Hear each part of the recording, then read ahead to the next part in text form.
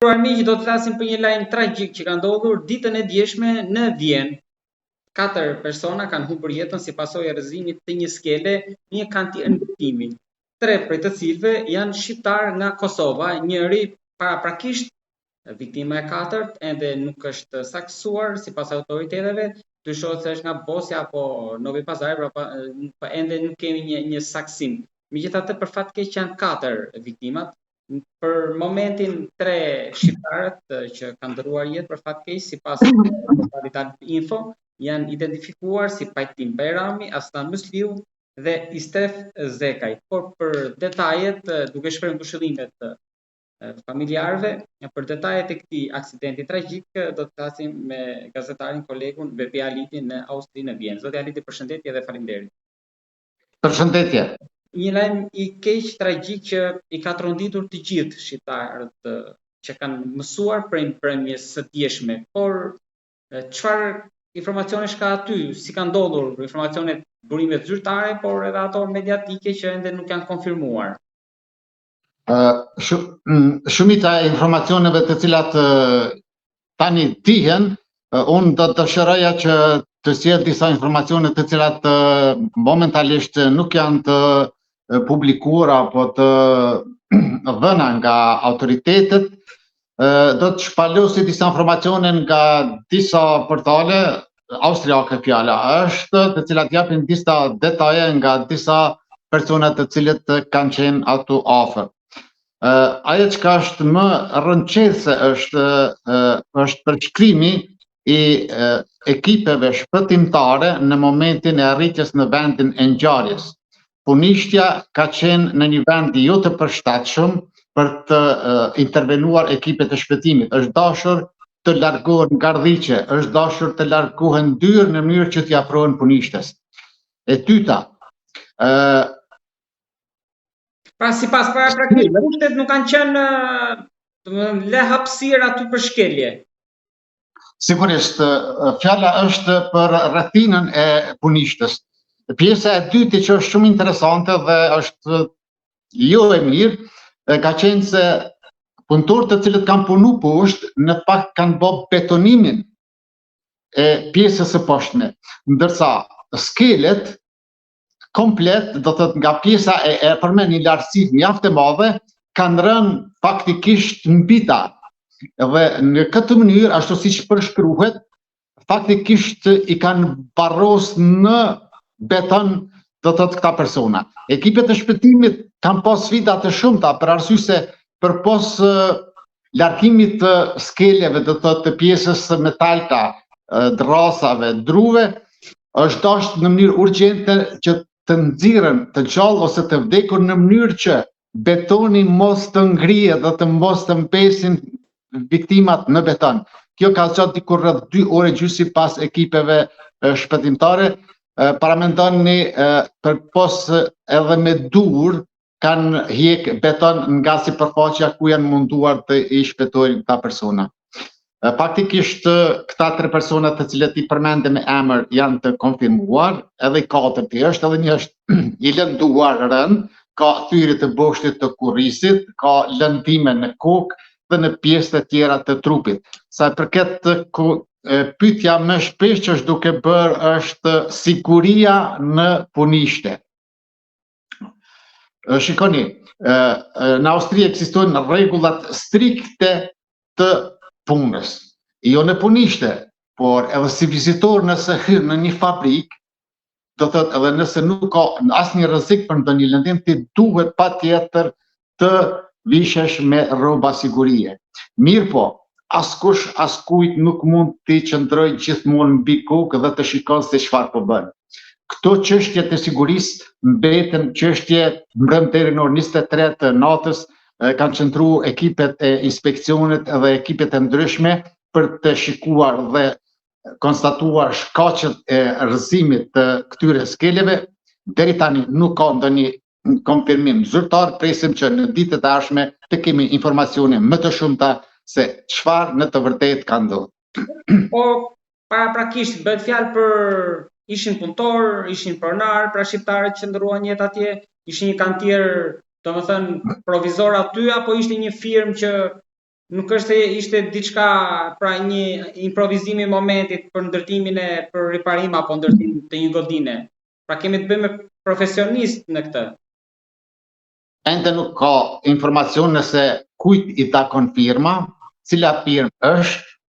Unë po flas vetëm në mënyrë zyrtare, do thotë larg konspiracioneve, dhe pritet që sot ose nesër të japen detaje më të shumta, do të ketë edhe një konferencë për mediume, diku në ora 17 sot, dhe presim që në këto konferenca të marrim informacione të sakta për statusin e këtyre punëtorëve, firma e cila ka qenë duke punuar ato, a ka qenë nën kontraktor apo kontraktor, etj. Kështu që këto mbesin të sqarohen sot diku rreth orës 17, po ku ne presim që kështu të jetë. Sa përket komunitetit shqiptar, mund të themi se edhe ambasada e Kosovës së mbrëmë rreth orës 17 e 10 minuta ka lëshuar një deklarat, një letër, themi kështu, letër ngushëllimi për familjarët e viktimave, por ajo që ka është mirë të thuhet është se jo vetëm shqiptarët, por edhe nacionalitetet tjera, e sidomos austriakët.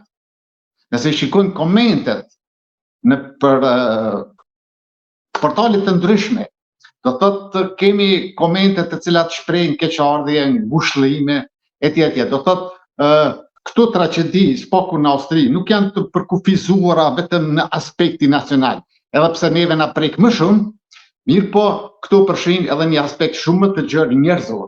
Dhe kjo është e mira e smirës në këtë të keqe. Zoti Aliti, ju e thatë edhe pak më lart e theksuat që mediat edhe institucionet janë mjaft të kujdesshëm në këtë rast, pra ndryshe nga ne që kur ndodh diçka më shpejt pra e zvarrin pa dogan në media, çfarëdo që të jetë, atje janë më të kujdesshëm dhe pasditën e sotme do merret më shumë veç çka ka ndodhur, por tek ajo gjithmonë informacionet paraprake, ka ndonjë të shoqëruar për këtë apo ndonjë dëshmitar që mund të ketë folur diçka më shumë, se ju e theksuat pak më lart edhe momentin e nxjerrjes, por që mund të ketë dhënë më shumë informacion qoftë në media apo në dëshmi në institucione? Shikoni, jo vetëm në këtë rast, por në të gjitha rastet e tjera, ishte rasti i vitit të kaluar, tragedia në Graz, ka qenë në vitin 2000, tragedia në Kaprun, një qendër skiatore ku kanë humbur jetën 155 persona. Organet austriake në përgjithësi nuk nguten me informacione për të dhënë në mënyrë sikur ne në mënyrë emocionale japim informacione. Këta nuk nguten, këta i studiojnë mirë, i marrin të gjitha mostrat edhe shikojnë që mos të ketë spekulime, mos të ketë gabime. Për këtë arsye gjithmonë banohen disa gjëra këtu sesa tek ne, për shembull në Kosovë ku më njëherë jepen formulime të ndryshme, pastaj jo dul, jo s'dul, kështu që është një lloj rregulli këtu, asgjë nuk duhet të shkojë nëse nuk je i sigurt në dhënien e informacione. Madje as emrat në disa prononcime që i kam pasur ndje, edhe pse i kam ditë emrat nuk i kam tregu për arsye se ekziston një kod jo vetëm gazetares, por edhe moral. Nëse organet kompetente nuk e shpalosin emrat dhe e curinë e ngjarjes, të gjitha të tjerat mund të jenë spekulime. Kështu që duhet larg tyre. Zoti Aliti, po për viktimën e 4, se fillimisht u fol për 4, pra të shqiptarët e gjithë nga Kosova, më pas me updatimin e lajmeve, sikur e theksua dhe ju që duhet pritur gjithmonë informacionet zyrtare për të qenë korrekt. Dyshohet që është nga Bosnia. Pra kemi praktikisht mësoj që ishte një kantier ku kishin nga gjitha shtetësitë dhe kombësitë aty. Nuk është se kishin vetëm shqiptarë. Shikoni, nuk ka kantier ndërtimi, apo se nuk ka ndonjë, sidomos në këto 10 vitet e fundit, nuk mund të folim vetëm për kantierët të ndërtimit, por në të gjitha sferat e jetës në Austri ki të huaj, edhe shqiptar. Do të duke thuar nga kantierët të ndërtimit, do të edhe në institucionet duke filluar nga ato të nivelit më të ulët, do thotë komunale e deri te institucionet më të larta shtetërore. Kështu që nuk mund të ketë them viktima vetëm të një nacionaliteti, për arsye se gjithë punojnë së bashku. Kështu që çfarë të themi tjetër përpos asaj që nuk dëshirojmë që gjërat e tjera të përsëriten. Po, tek ajo që u thatë pak më lart që emrat I dini që dje dhe normalisht kishit informacion. Çfarë mund të themi më shumë, nga çfarë qyteti janë nga Kosova dhe ndoshta sa vite kishin aty, ishin të ri që kishin ardhur në Vjenë apo kishin vite? Jo, këta nuk ka informacione ende zyrtare, megjithatë në bazë të rrugëve të tjera dytësore, këta kanë qenë punëtorë të rregullt, do thotë në atë ndërmarrje, ndërsa do thotë nuk kanë qenë ilegal. S'poku tani për tani kjo dihet, do thotë madje për disa dihet që kanë qenë rreth 20 vite duke punuar atë punë. 20 vite. Mirë po, edhe një ta shërojmë. Punëtorë të cilët kanë qenë poshtë, nuk kanë pas të bëjnë me skelet lartë. Ta kanë punu diçka tjetër, ndërsa ato kanë rënë ka pjesësuar që ka qenë, domethënë, nuk kanë pas lidhje me pjesën lartë të punës. Jo. Pra I ka zënë, çfarë mund të themi, si dy herë aksident tani, se mirë lart rruzua, po I kapi aksidentalisht edhe këta poshtë. Sigurisht, është njësoj sikur se kur borat bjen prej qatis edhe të zëty poshtë. Do thotë në qitë sistem, do thotë këta kanë punu, kanë betonu poshtë, ndërsa skelet dhe qatit nga kantieri lartë atje ka ra mita. Kush është shkaktar pse nuk kanë qenë skelet ose të rregullume ajo gjuha e ndërtimtarëve, nuk e dim, po kjo shprehje do të zgjidhet edhe një duhet me ditë që këtu kërkim falje nuk ka edhe falje nuk ka. Do thotë çdo njeri do ta merr dënimin e merituar për gabimet e cilat I ka bërë. Edhe diçka të fundit kam, se kryeministri Kurti sot shprehu ngushëllimet për familjen, por doja të pyesja tani se I bie që procedurat marrin ca ditë deri në sqarimin përfundimtar edhe për të bërë të mundur më pas kthimin e trupave në AV për të përcjellë banesën e fundit. Pra do të marrë kjo procedurë disa ditë. Kjo procedura normal që zgjat disa ditë, sepse duhet të shkojnë në disa procedura mjekësore, në mjekësinë ligjore, të bëhet kërkon disa ditë, mirë po nuk mund të zgjasë shumë për arsye se ekzistojnë disa rregulla, disa lehtësira, sidomos në kohën e sotit, ku të gjitha procedurat kryen shumë shpejt. Kështu që unë nuk pres më shumë se 3-4 ditë, po them, po paragjykoj, mund të gaboj kur të gjitha procedurat do të kryen dhe pastaj viktimat mund t'ju kthehen familjarëve të tyre në vendet nga të cilat kanë përardhur. Në këtë rast solidariteti shqiptarëve sa herë ka një fatkeqësi, nuk mungojnë dhe nuk hasen për t'ju gjendur pranë njëri tjetrit, pra nuk edhe në këtë rast besoj se mbështetja është e madhe aty.